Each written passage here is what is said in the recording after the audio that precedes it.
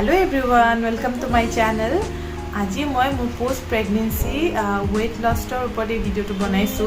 মোৰ post pregnancy wait লছত মই ডায়েটত কি বস্তু লৈছিলো বা কি বস্তু এভয়েড কৰিছো সেই গোটেইখিনি আপোনালোকৰ লগত শ্বেয়াৰ কৰিম বুলি ভাবিছো। আই হোপ আপোনালোকে চাই ভাল পাব আৰু মোৰ ভিডিওটোৰ পৰা কিছু সহায় পাব আপোনালোকৰ ডায়েট প্লেনত ইউজ কৰিবলৈ। সো পোষ্ট প্ৰেগনেন্সি মই 78 কিলো গেইন কৰিছিলোঁ। তাৰপিছত মই বহুত শকত হৈ গৈছিলোঁ, মানে মোৰ পুৰণা কাপোৰবিলাক ফিট নোহোৱা হৈছিলে। মানুহে ক'ব ষ্টাৰ্ট কৰিছিলে শকত হৈছা। মই নিজেও ডিপ্ৰেশ্যন ফিল কৰিছোঁ, মানে কি কৰিম কি নকৰিম তেনেকুৱা হৈ গৈছিলে। তাৰপিছত তেতিয়া মোৰ হাজবেণ্ডেও মোক মটিভেশ্যন দিলে কি নহয় তুমি পাৰিবা, অলপ চেষ্টা কৰা। সো মই ভাবিলোঁ ঠিকেই, মই মোৰ ডায়েটখন অলপ চেঞ্জ কৰোঁ, অলপ ৱৰ্কআউট যদি কৰোঁ মই ক্ষীণাব পাৰিম। সো মই কি কৰিলোঁ, মই মোৰ ডায়েটত মোৰ যিটো মিল আছিলে, মই যদি 3 বাৰ ভাত খাইছিলোঁ সেই ভাতটো মই লাহে লাহে কমাই দিলোঁ। যদি 3 বাৰ ভাত খাইছিলোঁ মই 2 বাৰ ভাত খালোঁ। তাৰপিছত 1 বাৰ কৰিলোঁ ভাতক মই ৰিপ্লেচ কৰি ডালিয়া বা ওটছ খোৱা ষ্টাৰ্ট কৰিলোঁ। চ' তেনেকৈ মই 5 মান্থ আৰু 6 মান্থটো মেইনটেইন কৰি চলিলোঁ। ৱৰ্কআউটৰ জেগাত ধৰক অলপমান খোজকাঢ়িছোঁ, কাৰণ 6 আৰু 5 মান্থত আপুনি হেভি ৱৰ্কআউট কৰিব নোৱাৰে। চ' সেনেকৈ মই অকণমান খোজকাঢ়িলোঁ, এনেকৈ ভাতটো কমাই দিলোঁ। তেনেকেই মই 5 আৰু 6 মাহটো মেইনটেইন কৰি চলিলোঁ। যেতিয়া মই 6 মাহ ক্ৰছ কৰিলোঁ মই লাহেকৈ মোৰ ৱৰ্কআউটটো অলপ বঢ়াই দিলোঁ। মই ফ্ৰী হেণ্ড এক্সাৰচাইজ ষ্টাৰ্ট কৰিলোঁ। তাৰপিছত মই মোৰ ডায়েটখন অলপ ষ্ট্ৰিক কৰিলোঁ। মই ডায়েটত চুগাৰ কমপ্লিটলি বন্ধ কৰি দিলোঁ, ময়দা জাতীয় বস্তু কমপ্লিটলি বন্ধ কৰি দিলোঁ, জাংক ফুড এভইড কৰিছোঁ। তাৰপিছত অইলি ফুড এভইড কৰিছোঁ, চল্ট কমাই দিছোঁ, কাৰ্ব কমাই দিলোঁ, প্ৰচুৰ পৰিমাণে পানী খাইছোঁ, এতিয়াও খাওঁ। চ' তেনেকৈ মই অলপ ডায়েটটো ষ্ট্ৰিক কৰি দিলোঁ। চ' মোৰ ডায়েটখন কেনেকুৱা, মোৰ ৰাতিপুৱা মৰ্ণিং উঠিয়ে মই 1 কাপ ৱাৰ্ম ৱাটাৰত নেমু আৰু হানি মিক্স কৰি খাওঁ। সেই ৱাৰ্ম ৱাটাৰ গিলাছ খোৱাৰ পাছত মই হাফ এন আৱাৰৰ পিছত মই 1 কাপ গ্ৰীণ টি খাওঁ। Green tea without sugar green tea লওঁ।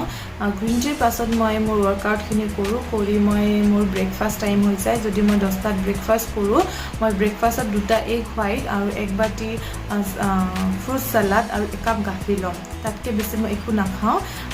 এইটো হৈছে মোৰ ব্ৰেকফাষ্ট কৰা 2 ঘণ্টাৰ পাছত মই মিড ডে মিল লওঁ। মিড ডে মিলত আপোনাৰ মই ফ্ৰুট জুচ নহ'লে লাইম ৱাটাৰ নহ'লে 1 কাপ লাল চাহ খাওঁ। এই সময়খিনিত পানীটো বহুত ইম্পৰ্টেণ্ট। ডিউৰিং ৱৰ্কআউট মই 1 লিটাৰ পানী খাবলৈ চেষ্টা কৰোঁ। তাৰপিছত ব্ৰেকফাষ্টৰ পাছত মই মিড ডে মিলৰ মাজত পানী খাবলৈ আধা লিটাৰমান খাবলৈ চেষ্টা কৰোঁ। তাৰপিছত মিড ডে মিল খাওঁ। মিড ডে মিলৰ পিছত পানীটো খাবই লাগিব। তাৰপিছত লাঞ্চৰ টাইম হয়, লাঞ্চ কৰাৰ আগত মই 1 গিলাচ পানী খাই লওঁ। 1 গিলাচ পানী খালে কি হয়, আমাৰ লাঞ্চটো অভাৰ ইট নহয়, তেতিয়া আমি এটা লিমিটত খাব পাৰোঁ। চ' আগতে মই লাঞ্চত এখন ৰুটি, এবাটি দালি, এবাটি চব্জি আৰু চালাড খাইছিলোঁ। বাট এতিয়া মই লাহে লাহে ৰুটিখন কমাই দিলোঁ। এতিয়া মই ৰুটি একেবাৰে নাখাওঁ, এতিয়া মই দালি, চব্জি আৰু চালাড খাওঁ। চ' সেইটো হৈছে মোৰ লাঞ্চৰ আগত 1 গিলাচ পানী খাওঁ। তাৰপিছত আফটাৰ লাঞ্চ অকণমান মই খোজকাঢ়োঁ, লাঞ্চটো হেভি হৈ যায়। চ' অকণমান খোজকাঢ়ি মই আধা ঘণ্টামান এটা সৰু স্মল নেপ লওঁ। তাৰপিছত মই 4টামান বজাত উঠি 4টামান বজাত আকৌ 1 কাপ গ্ৰীণ টি খাওঁ। গ্ৰীণ টিৰ লগত কেইটামান ড্ৰাই ফ্ৰুটছ খাওঁ, নহ'লে কেঁচা বুট খাওঁ কেতিয়াবা, নহ'লে শুকান যিটো ড্ৰাই ৰষ্টেড চানা থাকে সেইটো খাওঁ। তাৰপিছত মই ডিনাৰ কৰোঁ। ডিনাৰ বহুত সোনকালে কৰোঁ। মই 8টামান বজাত, মোৰ মেক্সিমাম 8টা বজালৈ মই ডিনাৰ কৰি দিওঁ। ডিনাৰত মই বহুত লাইট খাওঁ। ছাপ'জ মই হেৰি খালোঁ, চয়াবিন ফ্ৰাই খালোঁ। মেক্সিমাম মই চয়াবিন ফ্ৰাইয়ে খাওঁ।